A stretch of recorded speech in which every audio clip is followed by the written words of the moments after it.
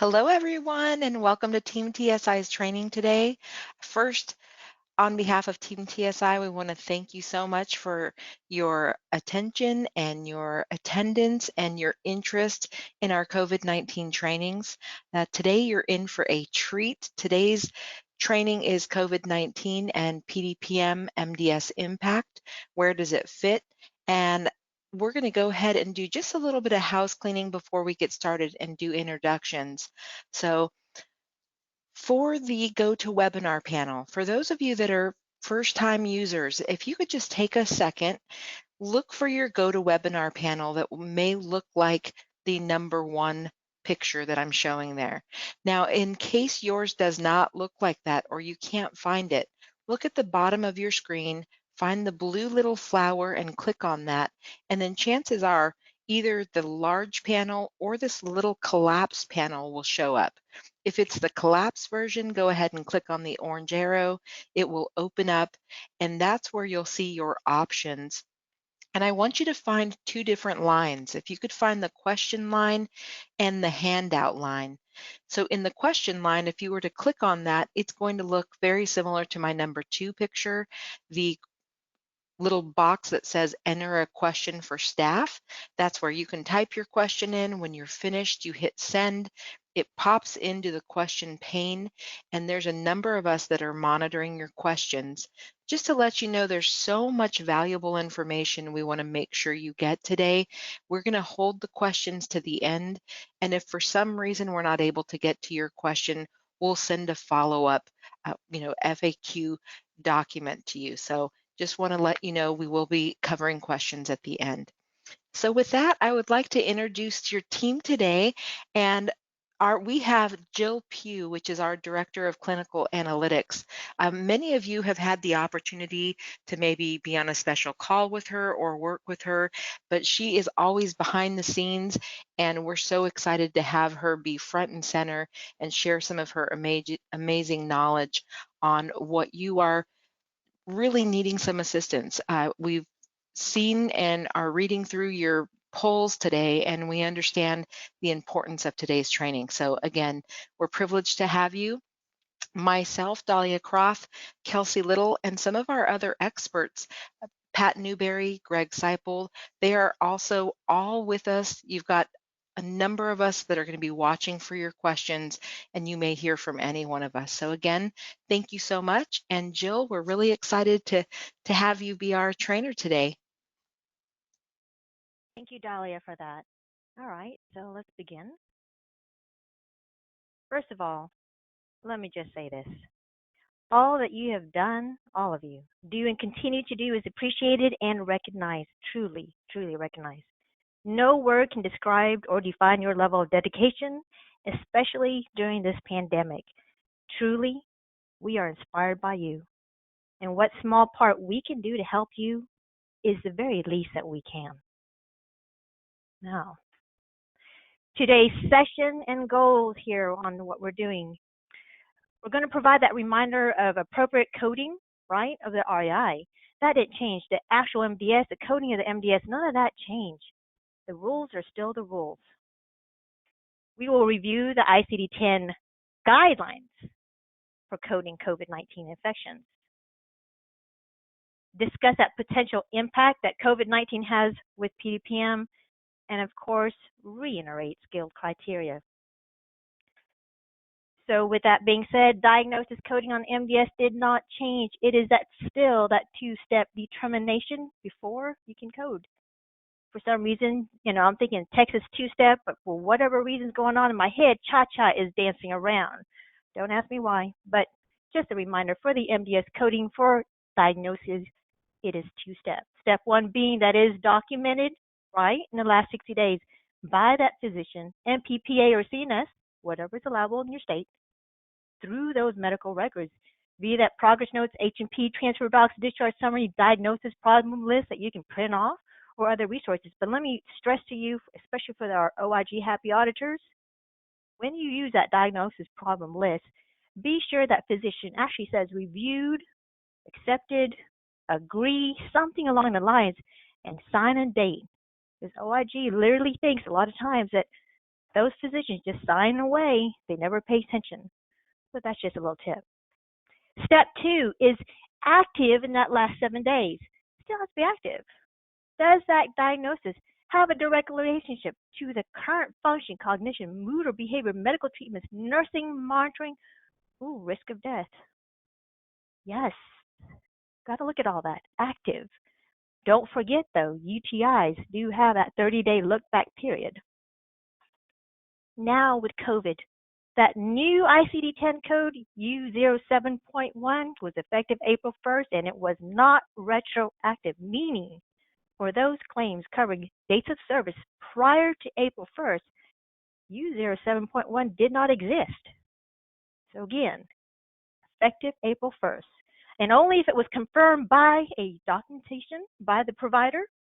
It was documentation of a positive COVID-19 test result, positive, or it was positive or presumptive, meaning that test positive at a local or state level, but not confirmed by CDC, which is no longer required for you to be able to do this.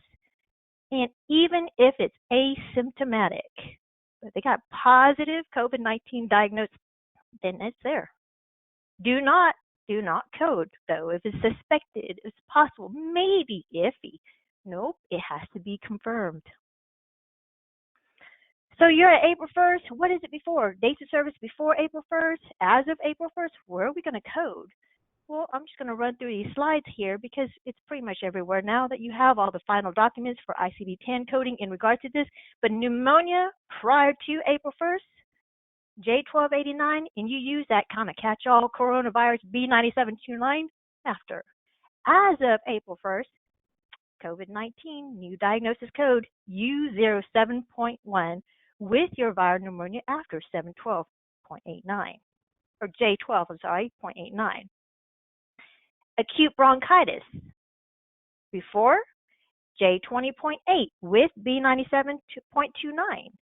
As of April 1st, COVID-19, U07.1 specific to COVID-19. Then acute bronchitis, J20.8.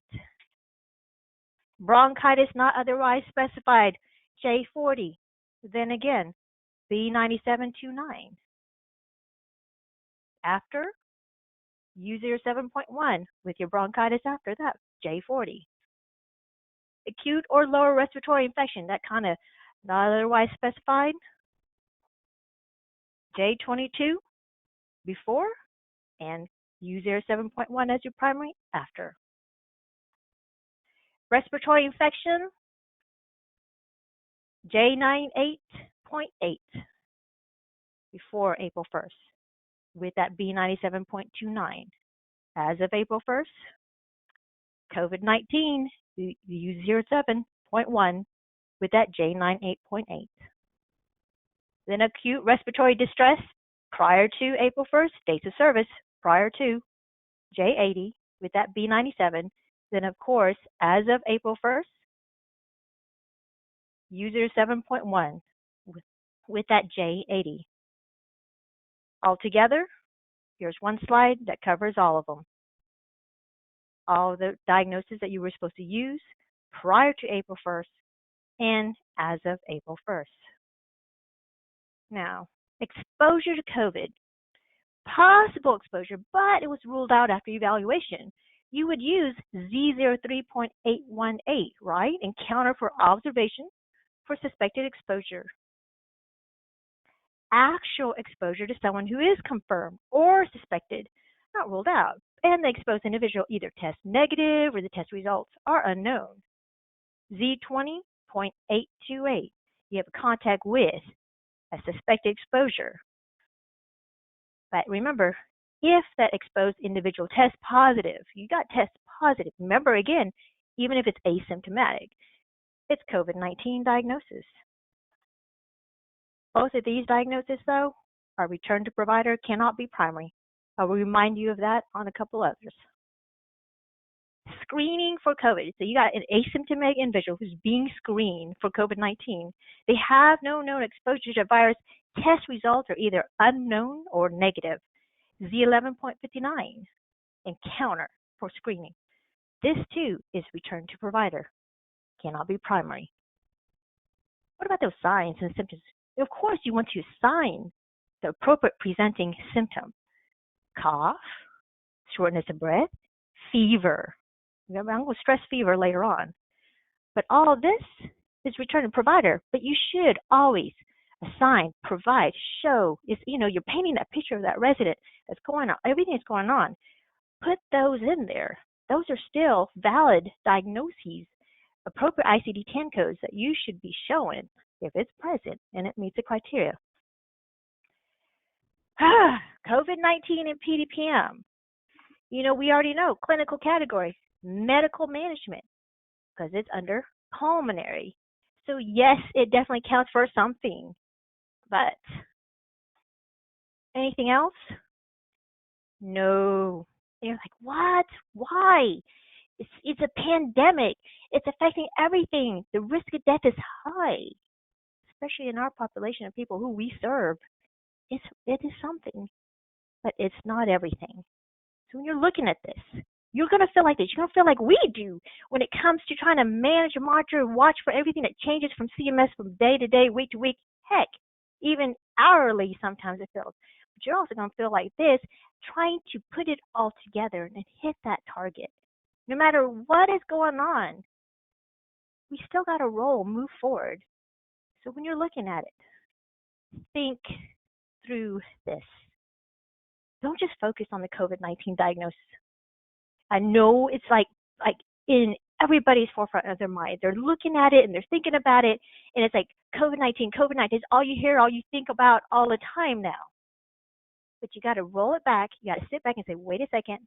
I have to look at the whole picture. Consider the primary reason for skilling that resident.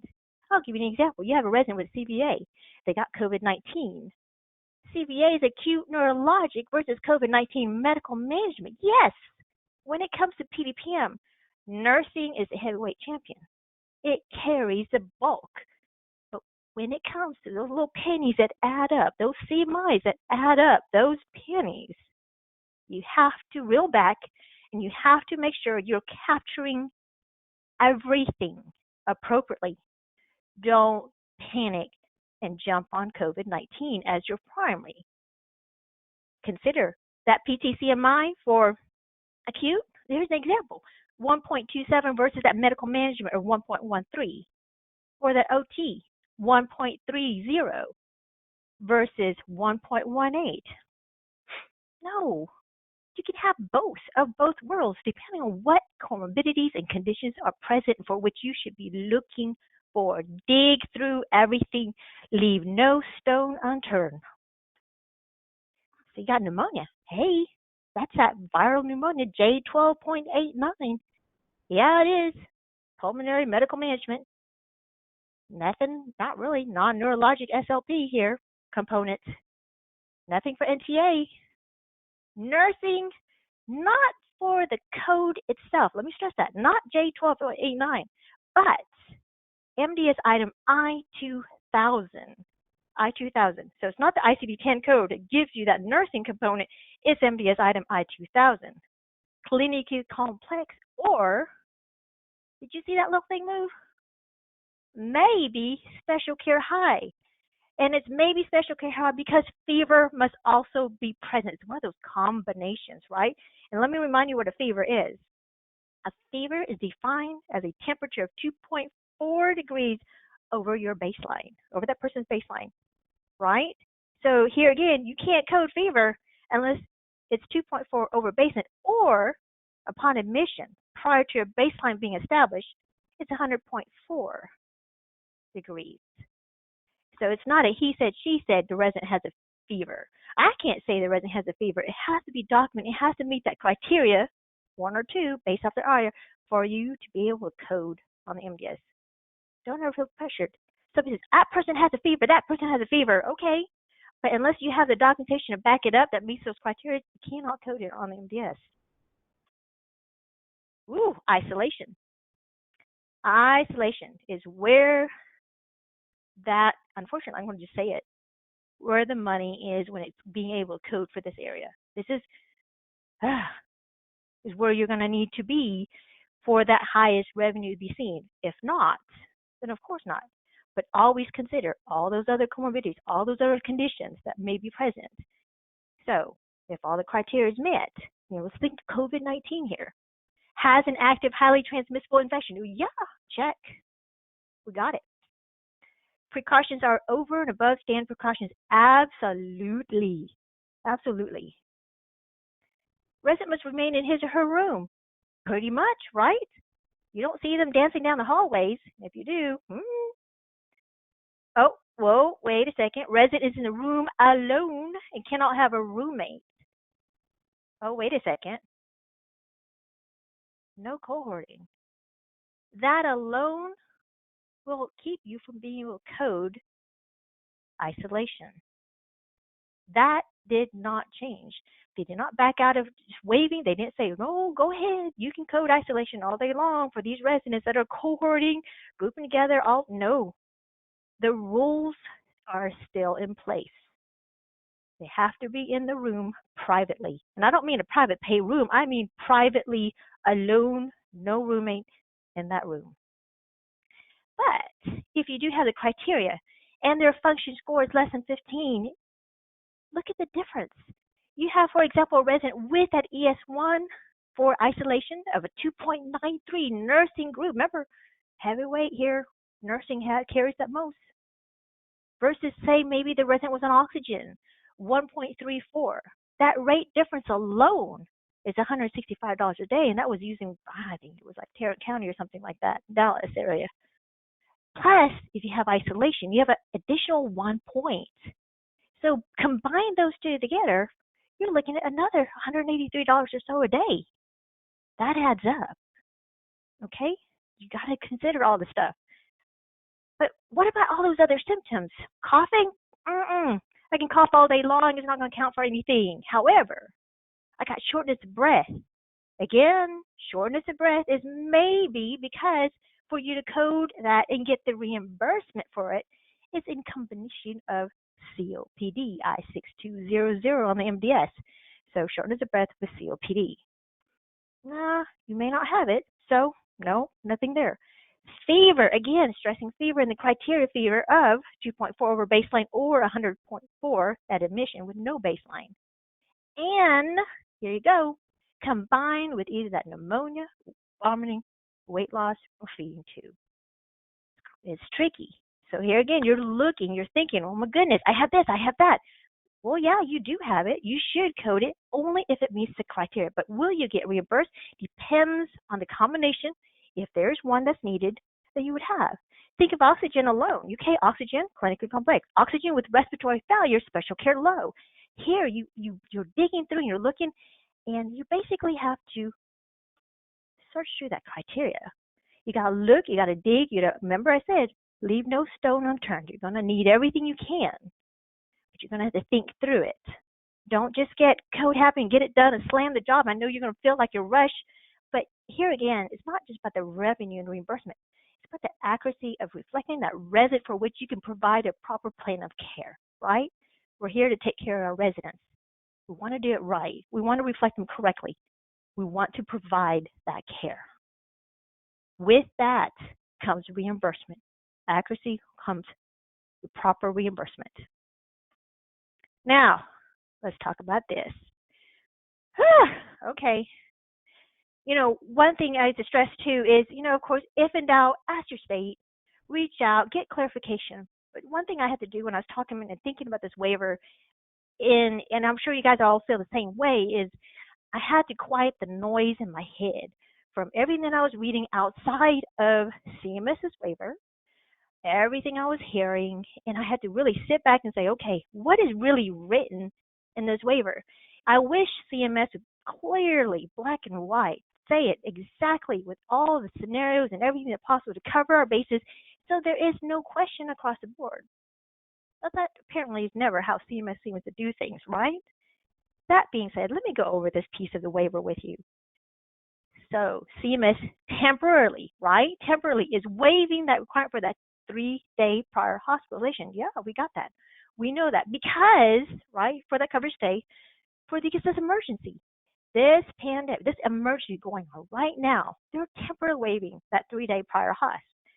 Now, it authorized a renewal of SNF coverage without first having to start and complete a new stay of wellness.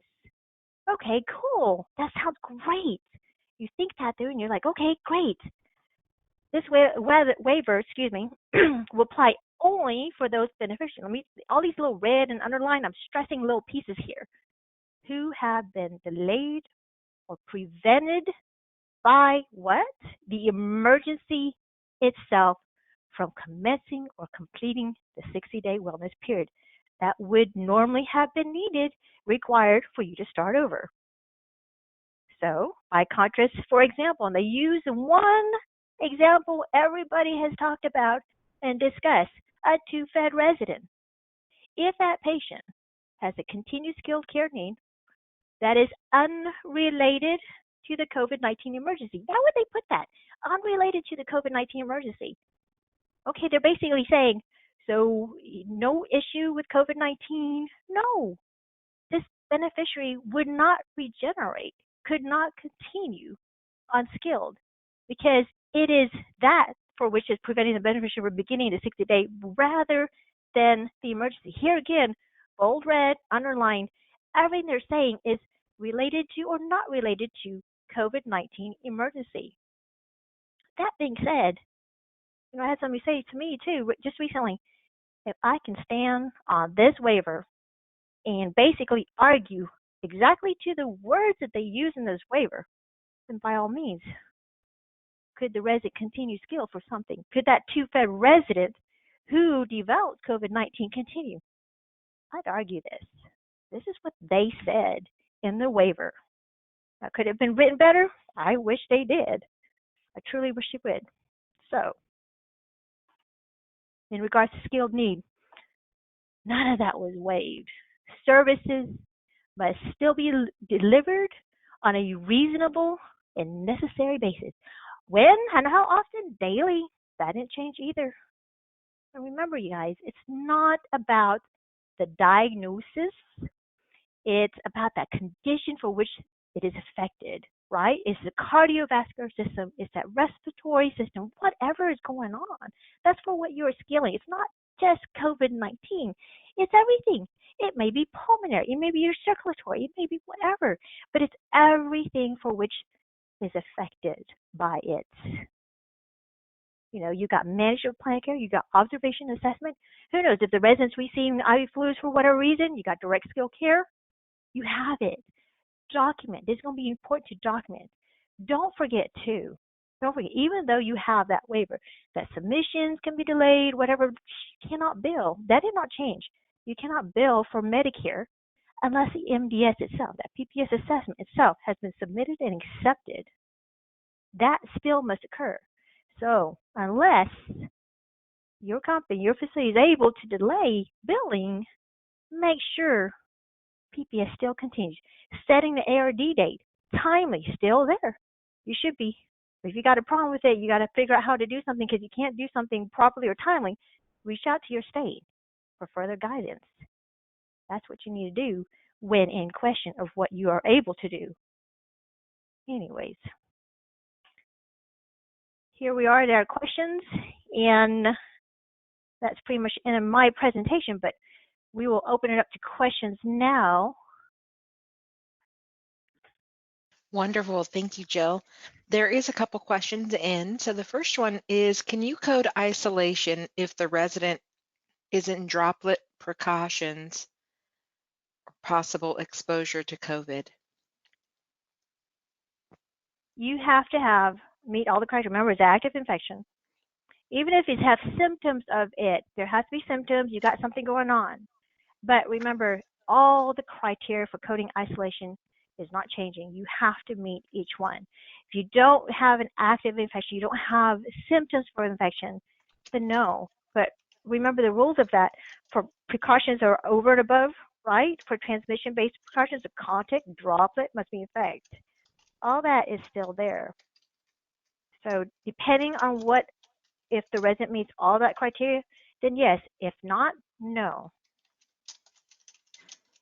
Perfect. And this is Pat, and I think one of the things that Jill, I think you've stressed throughout this on isolation is the key to it, and that is the active infection. So if that resident that is the suspected COVID, if they don't have evidence of active infection, that's the first step in meeting the criteria for coding isolation on the MDS. That's the way I read it. Is that the way you understand it as well, Jill?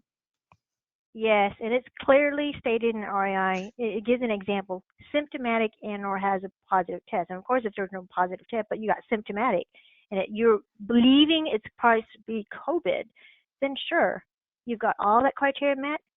And again, let me stress: room alone, no cohorting, no roommate. Then sure, but if not, mm-mm.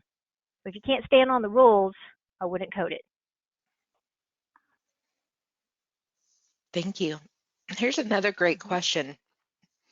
And I'm so grateful someone asked this, because when you were doing those first slides, kind of the before and after, I loved that. And I kind of thought what this person is asking, if you complete an IPA when someone is diagnosed with COVID, what order do you put the diagnosis code on the claim for billing?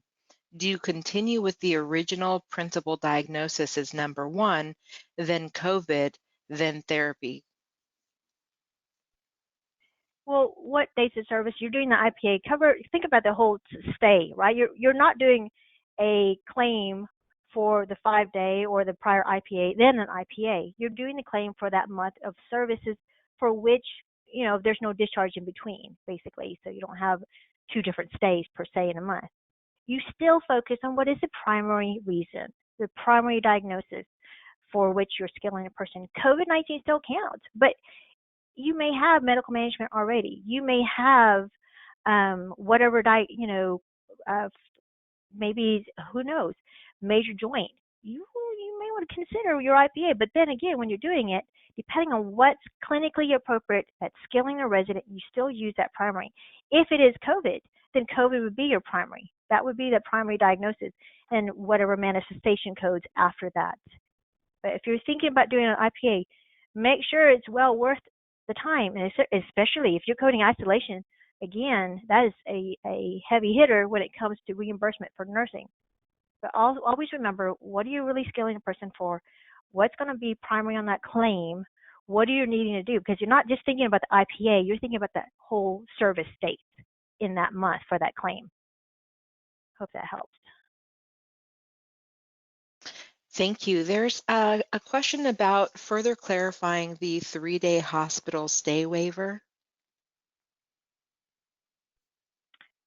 Okay, example out there that's been said a number of times: resident had a fracture. Of course, they can't do elective surgeries or anything, right? I don't know, arm breaks, something breaks. They do a fracture. The hospital, because they're trying to keep their beds free for COVID-19 patients, they'll do whatever treatments, cast the person, send them back. Well, in those cases, that waiver applies. That definitely applies, because it wasn't anybody's fault. It's because of the pandemic related to COVID-19 that they can't keep the resident in the hospital for those 3 days, but which would normally have happened. So in that case, that waiver applies. Anything that's related to the emergency, related to this pandemic, and for which that person cannot. Just consider that. If they normally would have been in the hospital for those 3 days, say, if there was something that would have put them in there, then sure, the waiver applies.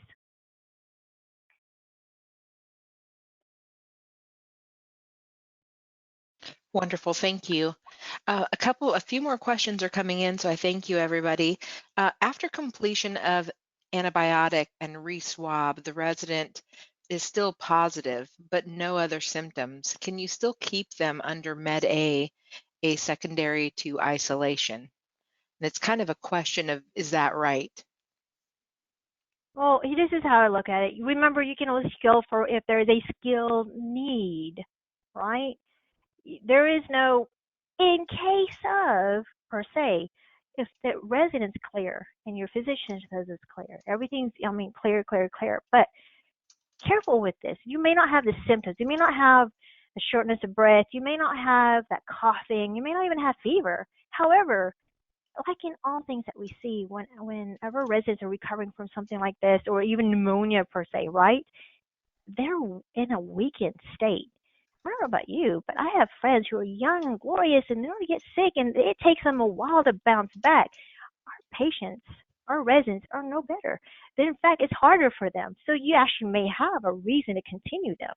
But if you have absolutely nothing, nothing is affected. I mean, they're up and about, they're dancing circles around you, then no. So here again, the criteria for skilled need is still the same. Reasonable and necessary must be present. You got to have it. Got to know. You got to be able to provide that proof of documentation as to why you continued skill. Wow, here's some really good questions coming in about some specifics. And I'm thinking that some of you are dealing with some things and you're looking for some clarification. So thank you. This next one is if a patient exhausted their 100 days, they transition to TRICARE, and then they discharge home. They have respiratory distress within 2 days at home. Can this patient be readmitted skilled using the SNF waiver of no hospital qualifying stay or the 60-day spell of wellness? In that example, I would say, yeah. Okay, so you have exhaustion, they went to TRICARE, they go home, and they have a change in function, they have the symptoms of COVID. Yeah, I would actually do that observation assessment.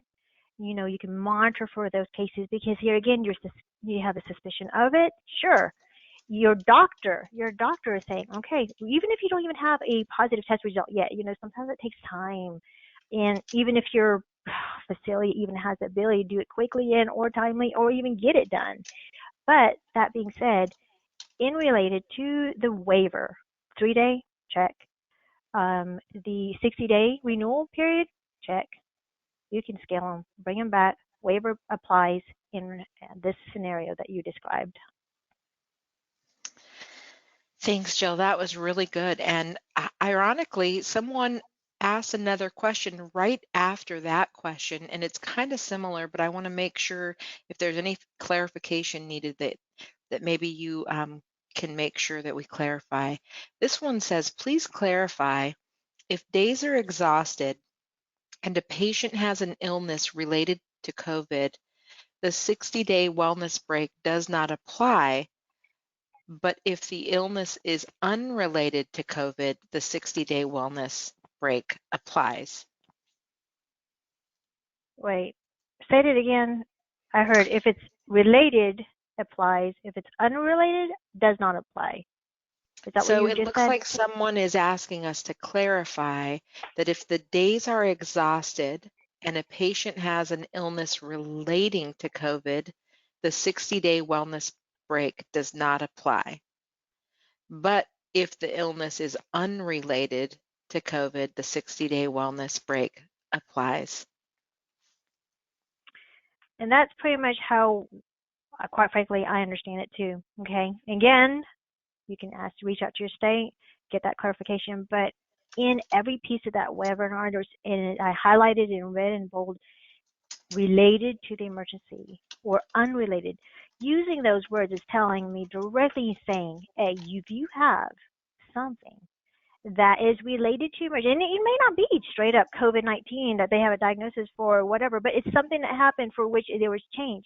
Now, mind you, if they exhausted and continued skilled care like that peg feeder, right? That peg feeder, no change in function. No, you couldn't. If they exhausted and they still needed therapy, that's not about COVID-19 or the emergency that is causing this, right? No. But if there's something in direct relation to that COVID-19, to this emergency, then based off of what they said, you can tie it right back to the fact that it is related to the emergency and have a renewal. Don't forget to, by the way, if you guys are renewing and you're starting the 100 days, it doesn't carry from your prior 5-day. You guys start everything back over, new 5-day, new physician cert, all the above starts over.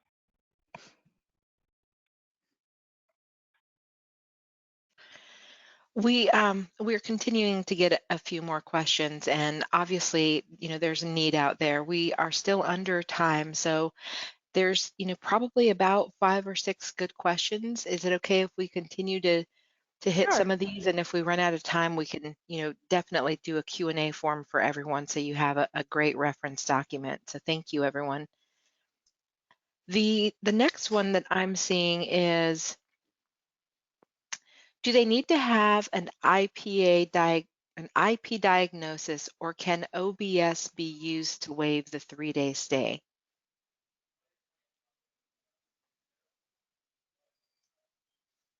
Observation. Are you referring to, say that again, read that off for me again? Do they need to Maybe I'm have not understanding. Yep, it's kind of chopped up into a couple different questions, so I apologize. Do they need to have an IP diagnosis, or can OBS, so observation, be used to waive the 3-day stay?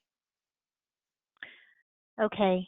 You should, again, remember those criteria of skill, management, plan of care, observation, and assessment of a condition, right? If you have, and I'm assuming you're saying you don't have a positive, maybe, COVID diagnosis, but you're screening for, you're looking for, you've got symptoms, and you're doing observation, then yeah, you should be able to skill them based off of that alone. Because again, it's limited. Testing is still limited, even though they're saying they're hot and heavy out there. But if you can prove and again meet the skill criteria and do that observation and assessment for it, you can skill, keep everything in place, document heavily. It's not just monitoring for, you're doing everything from head to toe, those respiratory assessment. You don't just simply say, I'm going to skill them. You need to make sure you're doing it appropriately and you're documenting clearly as to why. Because here again, don't forget, you can't forget, nobody's forgetting this. I don't know why I'm saying that, but the change can be quick on these residents. You can go from everything's fine to not so good. So yes, observation and assessment, scale them if you need to, you can, and you meet that criteria, and that way you can truly say you're monitoring those people very carefully. I think this is Pat, and I think you made a really good point, Jill. I've been watching the news, and you're seeing even people in the news. One day, this particular person tested negative for COVID. They were tested the next day because of their job. They were being tested every day. Next day, they actually tested positive. So changes can happen that rapidly. So that's where that observation and assessment, if it's suspected, and if they have any kind of symptoms or any reason to be concerned, correct? Yeah, I would be very, and again, I would stress the need to document very heavily in your Yep. monitoring and management of that. I think this question kind of falls into what both of you are saying. This one is asking, clarify, and then they put into quotations, related to COVID. Does this mean that they have been exposed, that they're positive, that they have symptoms? And I think that is a great question. So what do you think about that? Clarify related to. Okay, the pneumonia was related to, basically it manifested from COVID. COVID-19 is your primary, right? But it affected their lungs. They developed pneumonia. There you go. Related to COVID-19. So when you're taking your diagnosis, you're trying to figure out what's that germ, what caused it, what's that bacteria, what's that microorganism, what is it? Maybe it's not COVID-19, maybe something else. But in regards to COVID-19 and anything else, it could be bronchitis, that have pneumonia, of course, that you were saying. Anything that's related to COVID, because COVID is the causative factor here, is where that diagnosis is going. Because remember again, April 1st, prior to April 1st, you had to code the manifestation itself, the coding of the diagnosis of pneumonia itself, but it was caused by that coronavirus, that kind of catch-all diagnosis. But April 1st forward, you code COVID-19 as a primary, then pneumonia or bronchitis or whatever else after that that was resulting from COVID-19. So that's what we mean by related to COVID-19. I do think this is a good opportunity to stress to everybody here that, when if you are unsure, you're like us, you have read these waivers, you have read everything that you can possibly read, and you're still not real sure if your resident qualifies, and you don't have somebody in your home office or corporate office that you can turn to. Your best resource is also your MAC, is your Medicare contractor, who you send the bill to, because they're set up to give you advice on what they will and will not accept as appropriate billing for these. So that's a really another great resource for you to turn to and ask questions from. And I can't stress that enough, because they're also set up trying to sort through and answer these same kinds of questions. And it is really confusing, and it does change day over day. What was true 2 weeks ago is not true today. So that was one of the experiences we've been having as as Jill was getting things ready for this training, is things are changing day over day as all of this is changing. Thank you. And I think that the next couple that you hear are, definitely going to fall into that category, Pat. I think that as I ask these, this will be our expert's opinion, but you may absolutely want to reach out. So thanks, Pat.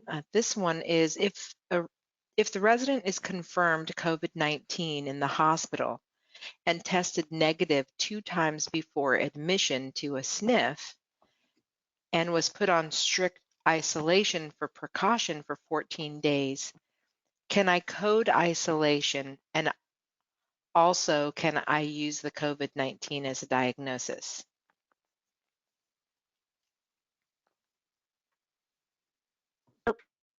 Sorry here.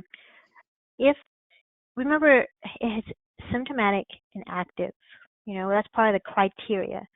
And again, for the RAI for coding diagnoses, active in the last 7 days. So most likely it had to be active sometime, probably in that last 7 days. Look at it, make sure it meets all the criteria of the rules, every piece of it. You got to kind of piece it all the way around together, and then you can code it. If it doesn't meet the criteria, and again, don't just focus on isolation for criteria. Look at the entire, rules of Section I, then code it. But if not, don't code it. It still has to apply. One Thoughts thing I want to on, keep in mind for isolation, just sorry, I don't want to stress about isolation. Don't forget too, isolation has that 14-day look back. They may not be, they don't have to be on isolation every day of the 14 days. They can be on isolation 1 or 2 days in that facility.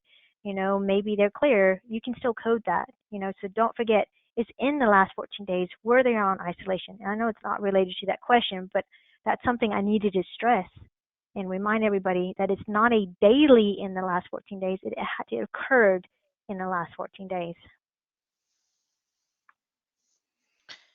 and there's just a couple left. A couple are thoughts and understanding and asking, just for some little advice. So one is thoughts on skilling a resident who tests positive but is asymptomatic.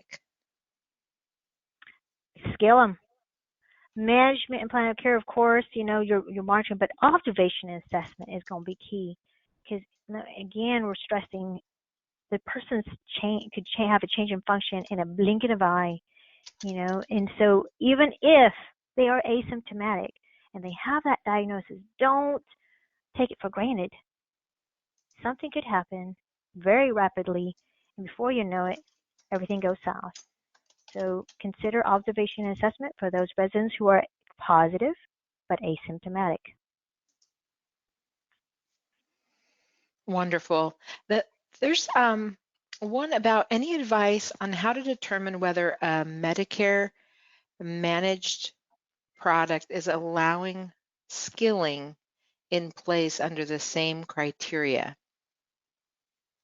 It's difficult even obtaining information from the managed care insurances. Also, can't we skill a COVID patient for skilled nursing observation and assessment of their medical status? So it's one of the That would be observation. I okay. think with that, can you scale under observation assessment? And I kind of answered it on the prior comment. Yeah, observation assessment for COVID-19, um, positive patient. In regards to managed care, really truly, they got to follow the Medicare. They're supposed to follow the Medicare rules, right? If if I were back out as a provider in industry here, I would follow those Medicare guidelines for which they should be following. Now, are they strange and they got their own crazy rules sometimes, or they're more stringent about something else? Sure. But can they argue that you didn't follow the guidelines to the T for Medicare? No, they can't argue that. But I cannot, honestly, you'd have to reach out to your managed care company and get any specifics. But all in all, they should be following the same rules as what we are with Medicare. I don't want to leave anyone potentially having, been confused by anything that we said. There's one in here that is asking to clarify if they test positive for COVID, they have to have the 3-day hospital stay, kind of dot, dot, dot. So it looks like there's still just a tad bit of confusion on that. Can you clarify that for us? COVID-19 positive, you can scale a person. They do not have to have. Now, of course, if they have a severe change in function or condition, and they have to go to the hospital, they're going to end up going to the hospital.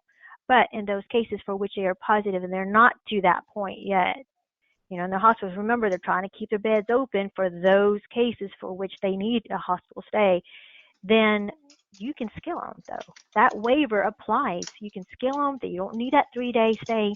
You can scale them at that facility for that management plan of care, that observation assessment for COVID-19. That waiver would definitely apply.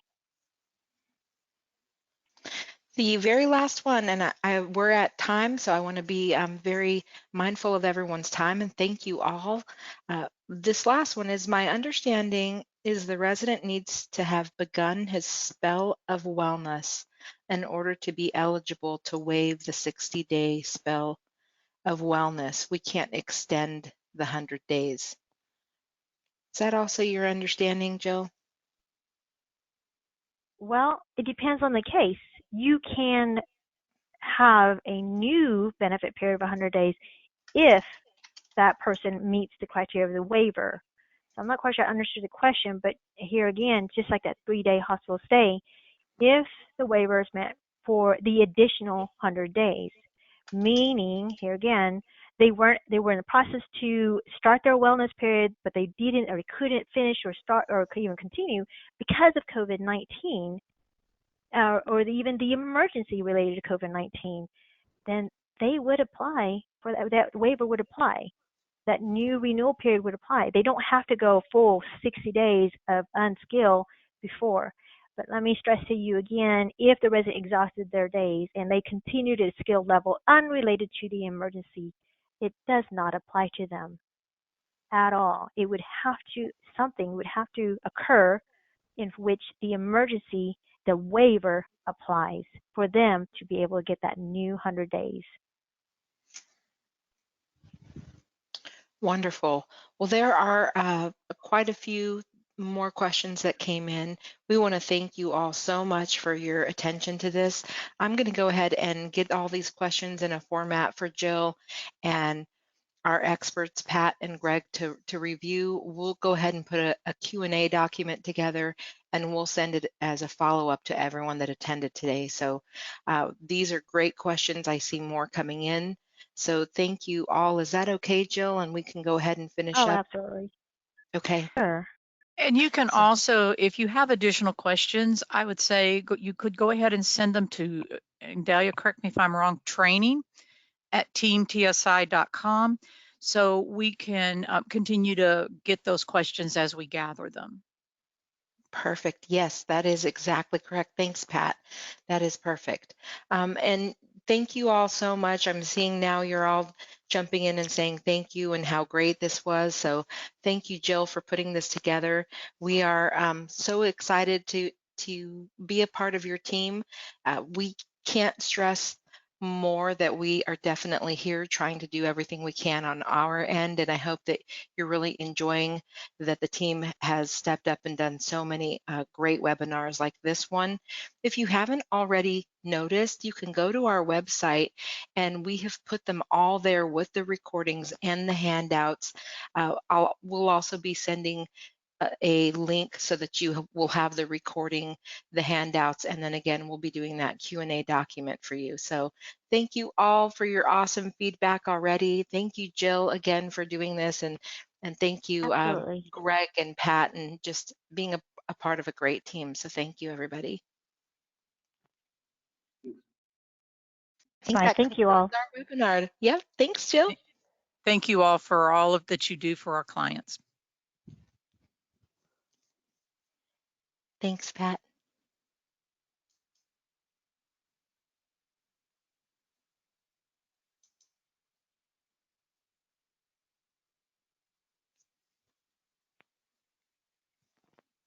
I'm just keeping it open for a second. I've got a couple more questions that are coming in, so I'm going to let them continue to come in, and that way I gather all of them up. Thanks, everybody.